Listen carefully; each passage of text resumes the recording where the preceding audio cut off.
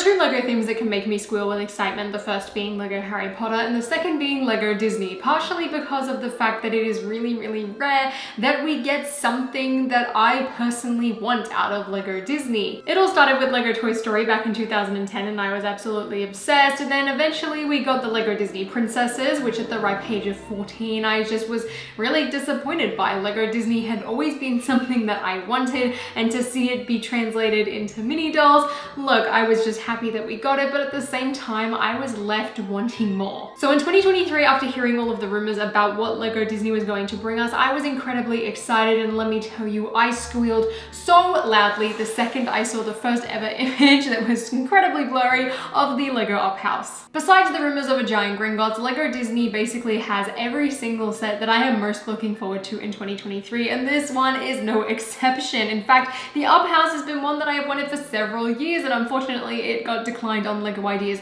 twice, so I didn't actually think it would ever happen. The fact that this set is in my hands now is so exciting. That being said, there have been countless models of the Up House on places like Amazon and AliExpress made by alternate brands. In fact, I even bought one that was like suspended. It was like 20 bucks or something, and honestly it was really good and I really liked the model, but there is nothing like having the official product. And while this set does have a larger price tag at $60 US, 90 Australian and 50 Great British pounds, I still feel like it is small enough and reasonable enough that it doesn't feel like a massive dent in your wallet like this probably could have been. This is set 43217 and will be releasing on the 1st of April, and taking every single little bit of bias that I have for Disney and LEGO Disney aside, I do think that this set is a little bit of a stretch for what you get, but that is given with LEGO Disney. But in saying that, I went and purchased this for more than the retail price, and I am incredibly satisfied with what I got, purely because of how much this set and this franchise and just Disney mean to me in general. For the price point included, we get 3 characters, which obviously gives us one really notable exclusion, which unfortunately is Kevin. I personally feel like that would have been such a really fun small build to include,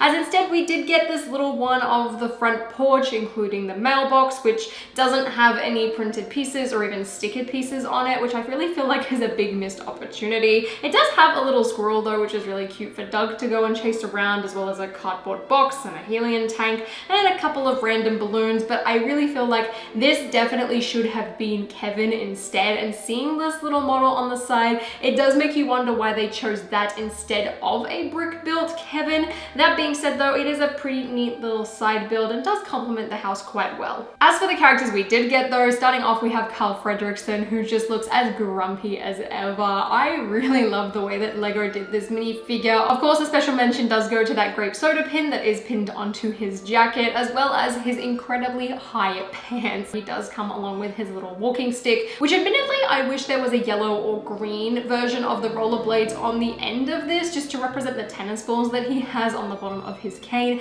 However, I think the build, for as simple as it is, works really well. Both of his face prints are fantastic, with one having his typical grumpy face as well as a much more nicer smiling face, and I think the hairpiece as well was a really good choice for him. Next up is Russell, and he is my absolute favorite out of this set. I mean, how could he not be, with that massive backpack weighing him down? It is quite literally almost the size of him, and I love the build for this. There are so many little accessories and knickknacks hanging off of it. It is perfect. There's a fork, there's a mug, there's some binoculars, and even a frying pan. It just looks absolutely fantastic, and all attaches to him using that invisible sort of neck brace piece. Underneath that though, he does have a tiny little bit of back printing, including the back of his scarf and his sash. And speaking of his sash, I love how overcrowded and beautiful and jam-packed it is on the front with all of those little badges. And lastly, we have Doug, who is a brand new dual molded piece with the dark brown as well as the tan, and again, he looks adorable. I love that they didn't just stick some printing on the Labrador for him. Having that custom piece was much needed and well worth it. He looks incredible. And believe it or not, this is actually just the 3rd set of Pixar minifigures that we've ever gotten. The first one's being from Toy Story, and then later with The Incredibles, the Slash Incredibles 2,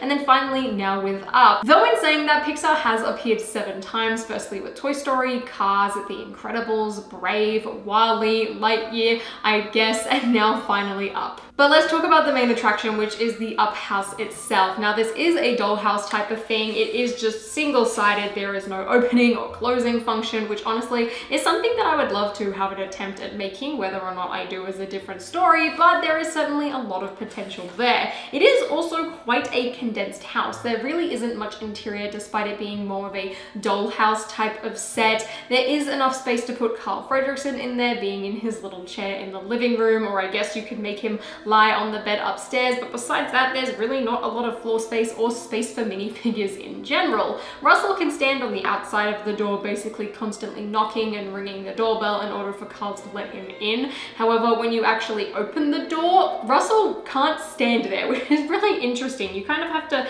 shove him through the doorway if you really wanted to, but when he's got his backpack on, he is a little bit too bulky to actually fit through that gap, and that is purely just down to the way the front of the house was designed. The exterior of the house perfectly captures the really bright and colorful vibes that I got from the Up house, and it is really, really nice to see, and also just very refreshing for my own personal Lego collection, which typically has a lot of tan as well as gray from Harry Potter and Star Wars, so this is a much needed refresher. The window is all clipped together in order to get that round shape. It is topped off with the little hose pipe on the front, which is really neat. However, I have had that pop off just a couple of times, but I put that down mostly just to me being clumsy because it is held on there really secure. There also isn't much of a porch, but there is a tiny enough space that I guess you could put something if you really wanted to, but on the inside, I mean, there isn't really that much space either, only leaving a 2-stud gap from the wall pretty much to the end of the base plate. As cute as the house is, the inside is definitely a little bit more exciting just due to the amount of Easter eggs as well as stickers that are included. There is a pretty hefty sticker sheet for a set of this size. However, all of those stickers do serve a really strong purpose, as it showcases a lot of artwork as well as, of course, pictures of Ellie all throughout the household, and they are just such amazing Easter eggs that you will find when building this set. Personally, one of my favorites is the painting of the house on top of Paradise Falls, as well as just all of the photos of Ellie, specifically the one of her and Carl on their wedding day. Another awesome Easter egg too is actually the Paradise Falls jar, which just sits on the windowsill. That's something I did not know was even included in this set until I was building it, and was something that I was really happy to see. In the living room, unfortunately, there was not enough space for Ellie's chair, which I really feel like, besides Kevin, is one of the biggest aspects missing from this set.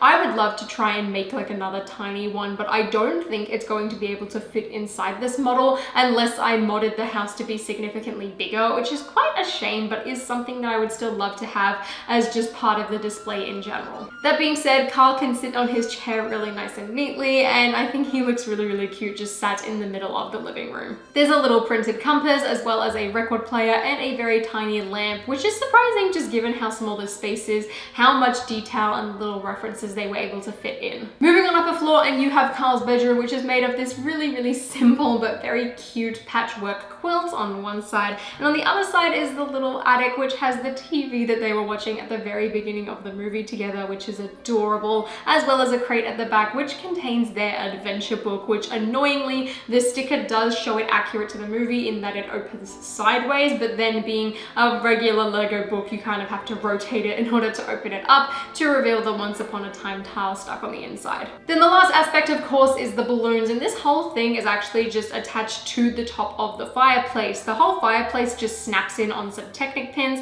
so it can actually be taken out, and you can, I guess, just detach the roof if you really want to. Not that it's really made to do that, but that's just something I personally did for the purposes of this review.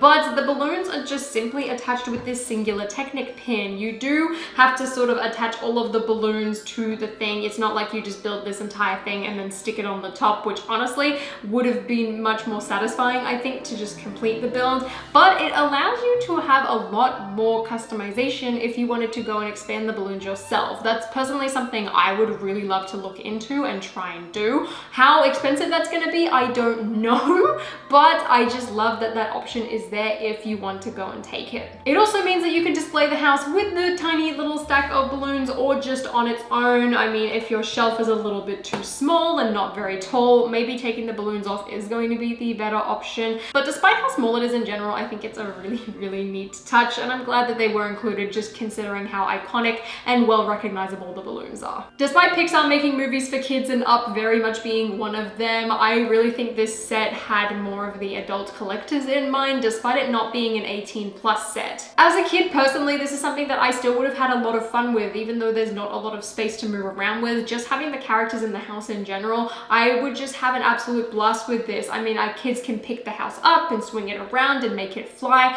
which really I think is the biggest play feature of all. And also for the more adult collectors, it is perfect. It is small, it's not super expensive, which is great considering if you're buying this set, you're probably also looking at the price of Disneyland tickets, which are incredibly expensive. So that is a really, really good thing here. The balloons are a little repetitive, but not too much that you're gonna drive yourself insane. And overall, I think this is a really, really, really great set. Of course, I have a really strong love for Disney, which does influence my opinion here, but this set just brings me so much joy. I had such a blast building it, and just the excitement that I had for this set is immeasurable. Of course, like most Lego sets, I want my money to go a little bit further, so you know, you should probably wait for a sale or double VIP points, or you know, just make your money go a little bit further. But that being said, if you're just as excited for this set as I am, go and buy it on release day. It's a small enough set that I don't think it matters the way other Lego sets could, and also it's just so cool. Let me know your thoughts on this set and just the Lego Disney franchise having a massive revival in general. I am so ecstatic for it, and it just makes me so happy even just thinking